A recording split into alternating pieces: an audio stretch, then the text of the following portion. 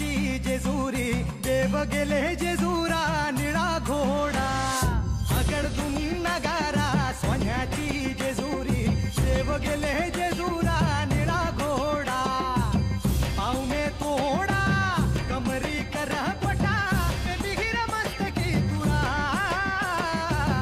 खोबऱ्याचा कुटका भंडाऱ्याचा भडका बोल अहंकारा सदानंदाचा येळको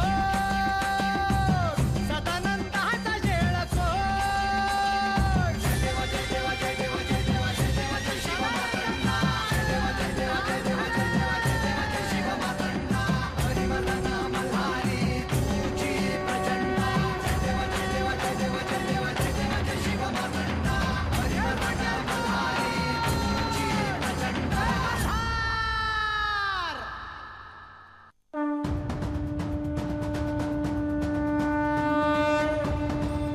देवी मला तुम्हाला एक सांगायचं आहे। तुम्ही स्वतः तयार केलेलं भोजन आम्ही घेणारच आहोत, परंतु मला थोडं थांबावं लागेल।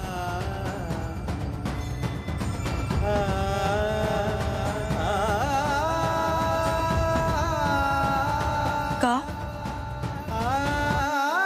जेजुरीत सर्व जेवल्याशिवाय मी अन्न घेत नाही।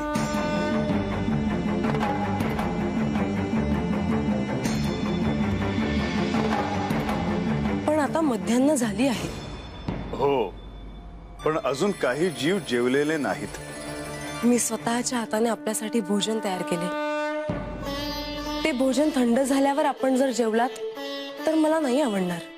देवी, थोडा वेळ।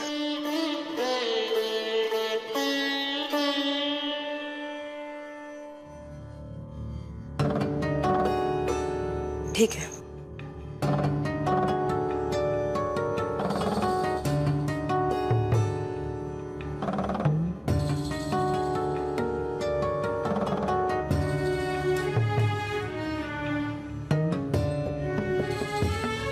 देवा, म्हाळसा देवींसाठी आजच्या दिवस नियम बाजूला नाही का ठेवता येणार? प्रधानजी, हा केवळ नियम नव्हे तर माझ्या भक्तांविषयी असणारी काळजी आहे की त्यांना अन्न मिळाले आहे की नाही, त्यांची क्षुधा शांत झाली आहे की नाही।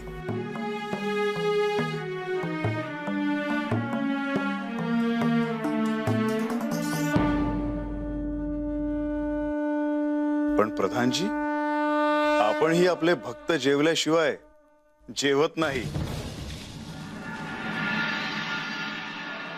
देवा, आपला राज्याभिषेक जरी झाला नसला तरी खंडेराय हे राजे म्हणून कसे होते हे अनंत काळापर्यंत लोकांच्या स्मरणात राहील।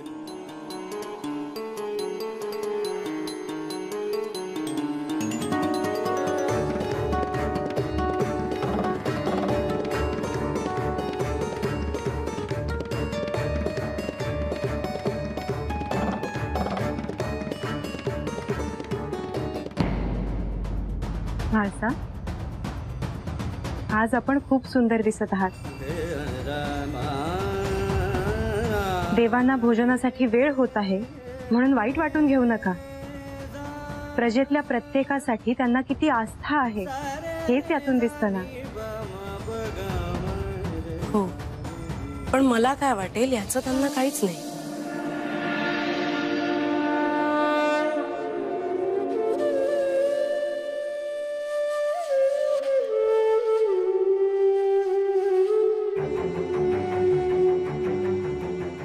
म्हाळसा, तुझे प्रेम मला समजत नाही असे आहे का?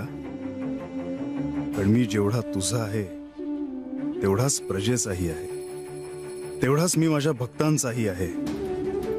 माझे भक्त भुकेले असताना मी अन्न ग्रहण करणे हे योग्य आहे का?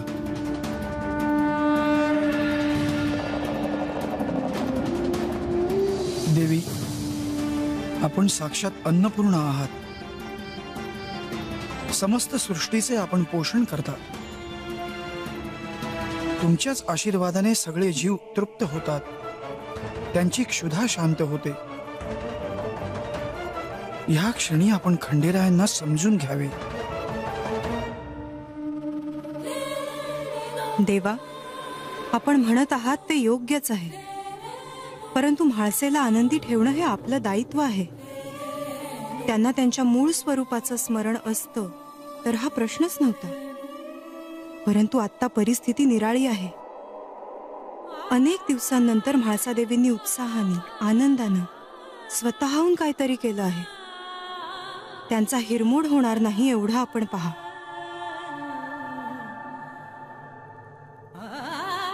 तुम्ही नक्की काय आहात हे मला समजत नाही. मी तुमच्याकडे खूप काय मागितलं का? माझे छोटे छोटे आनंद तुम्हाला का जपता येऊ नयेत? आज जर तुम्ही अन्न घ्यायला उशीर लावलात तर मी अन्न ग्रहण करणार नाही. म्हाळसा, मला समजते आहे की हे काय सुरू आहे ते, पण तू शांत राहा.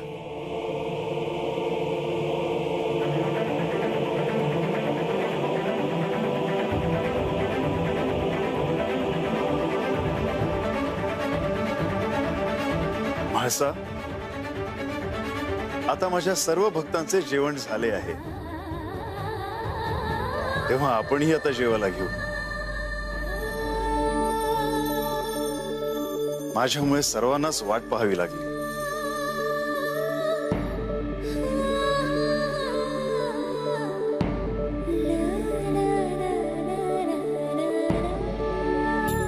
देवा,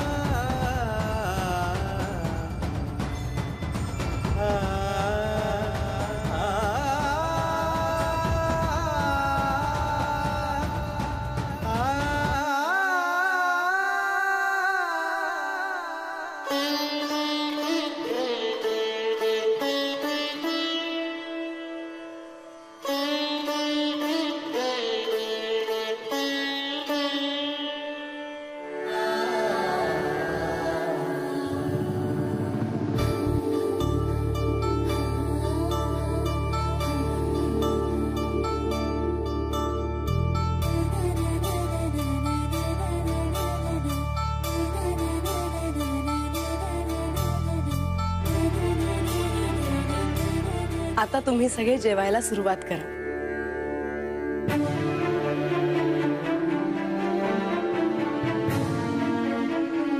असं कसं? मी तर नाही जेवणार.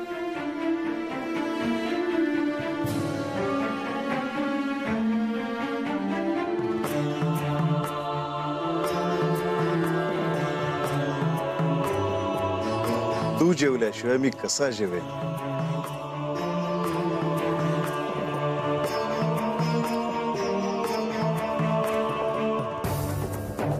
असं काय करता? मी स्वतः तुमच्यासाठी हे सगळं तयार केलं आहे ना. हो, तरी पण तू जेवल्याशिवाय मी नाही जेवू शकत.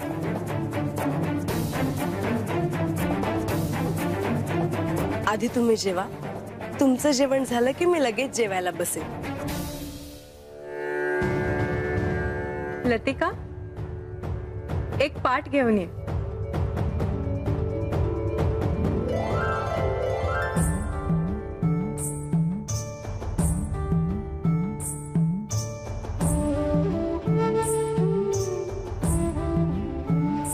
पाट देवांशेजारी ठेव.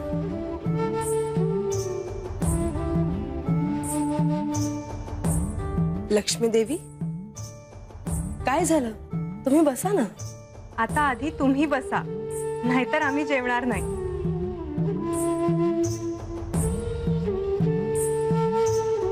तसंही जेजुरीत आल्यानंतर घास भरवण्याचा सोहळा राहिलाच होता.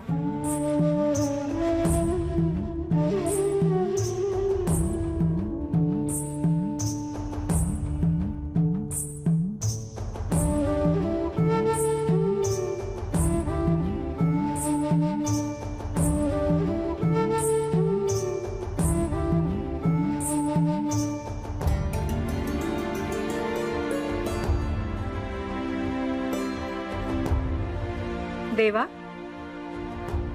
पहिला घास तुम्ही भरवा.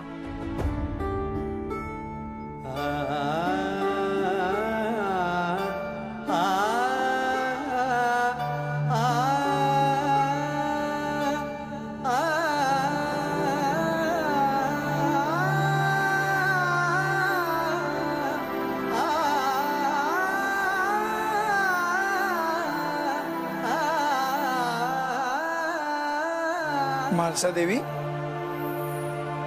आता तुम्ही घास भरवा.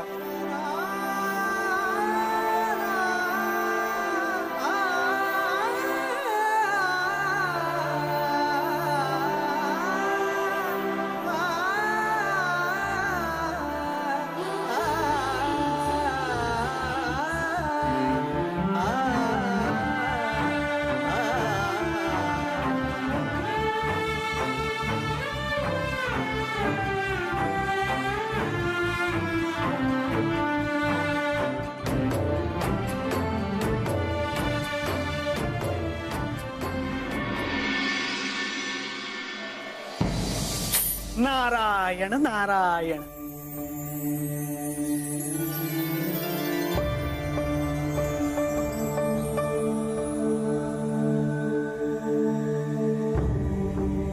शुभम भवतु. नारदा, किती काळानंतर ब्रह्मलोकात अवतरलास.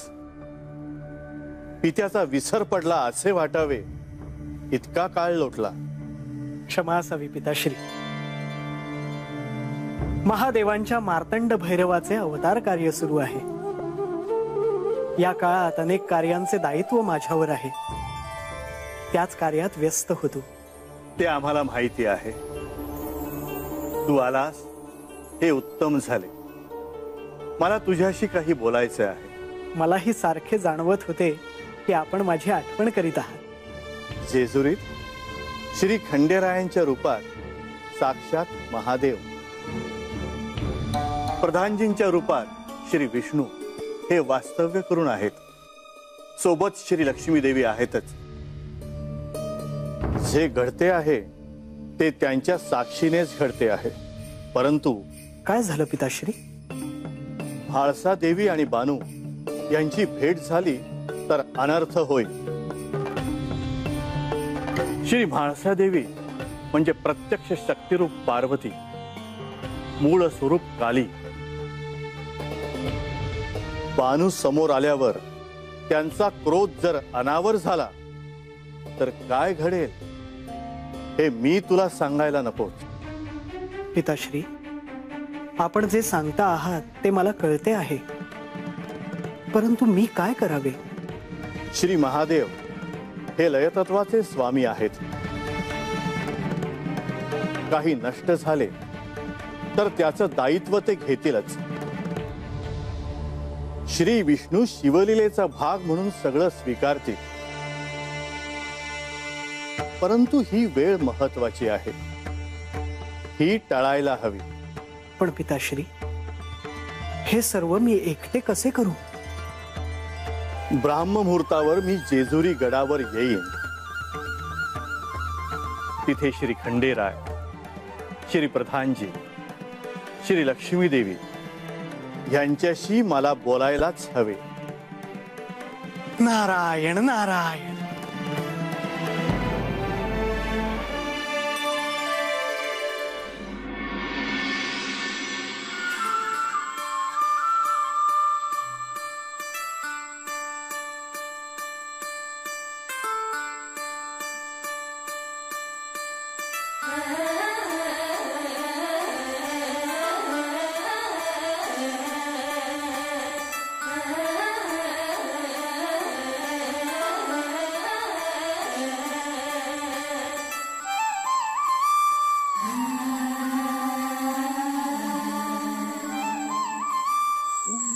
खंडोबा, सकाळच्याला मंजी मला म्हणली की पहाट पडलेलं सपान खरं होतं या. जवा धरणं मला हे समजलं आहे ना, तवा धरणं तुमचं धनगराच्या कापडातलं रूप कधी एकदा ह्या डोळ्यानं बघते असं झालंय मला. देवा, तुम्ही मोठं राज हायसा, तुमची जेजुरी सोन्याची हाय, तर माझं बाबी धनगर वस्तीवरचा राजा हाय राजा. माझ्या 700 मेंढ्या हाकायात तुम्ही याल नव, माझं हे सपान खरं होईल नव. देवा, तुम्ही जेव्हा रानात माझी शरड हाकाया जाल नव, तेव्हा मी माझ्या हातानं तुम्हासनी न्याहारी करून देईल जी.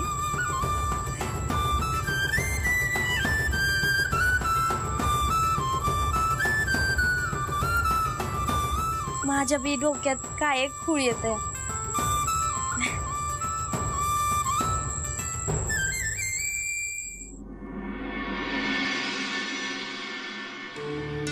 राज्याभिषेकाची सगळी तयारी होत आली आहे. काही छोट्या छोट्या गोष्टी पूर्ण झाल्या की झालं. ही पूर्वतयारी कितपत उपयोगी पडेल ह्याचा मी विचार करतो आहे. असं का म्हणत आहात? मला संकेत वेगळेच मिळत आहेत. हा राज्याभिषेक एवढ्या सहज होणार नाही.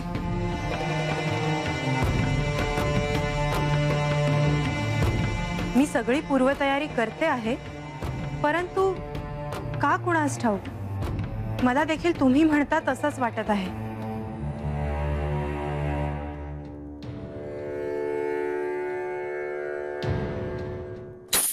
नारायण नारायण.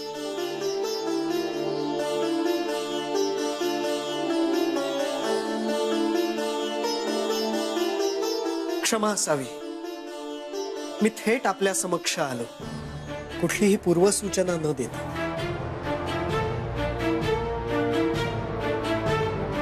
आपण इथे येणार ह्याची आम्हाला आधीच चाहूल लागली होती. आज गंभीर दिसत आहात.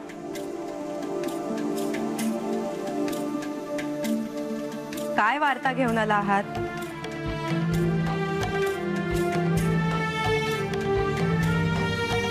मी पिताश्रींना भेटायला ब्रह्मलोकात गेलो होतो. त्यांनी आपणासाठी एक संदेश पाठवला आहे. ब्राह्म मुहूर्तावर ते जेजुरी गडावर भेटायला येणार आहेत. आपण हा संदेश जर खंडेरायांपर्यंत पोहोचवलात तर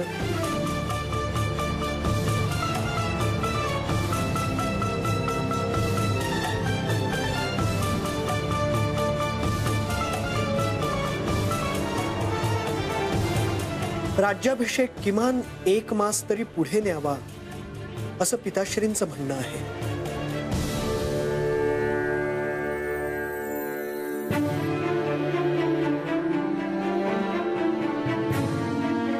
ब्राह्म मुहूर्तावर भेटू.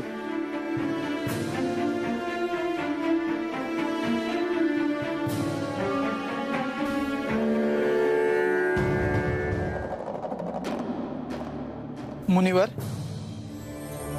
आज ब्रह्मदेव अचानक इथे येण्याचं कारण काय आहे? म्हणजे त्यांचं इथे स्वागत आहे, परंतु कारण नाही कळलं. हे प्रभू, देवाच्या राज्याभिषेकासंदर्भात त्यांना बोलायचे आहे. नेमके काय ते स्वतः सांगतीलच. पण काहीतरी गंभीर कारण असल्याशिवाय ते असे येणार नाही. ब्रह्ममुहूर्त झालाच आहे. ब्रह्मदेव आले की कळेलच की त्यांना काय सांगायचं आहे ते. चिंता नको.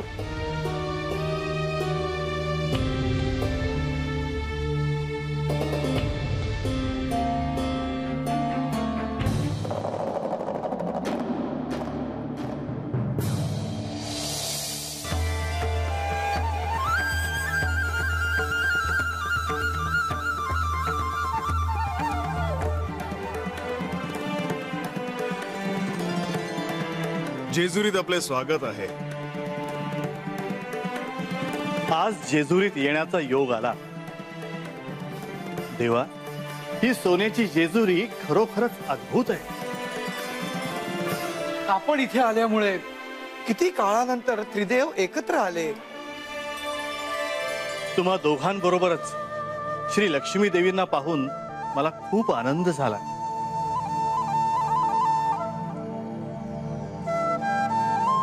पिताश्री, सर्वांनाच उत्सुकता आहे की आपण काय बोलणार आहात.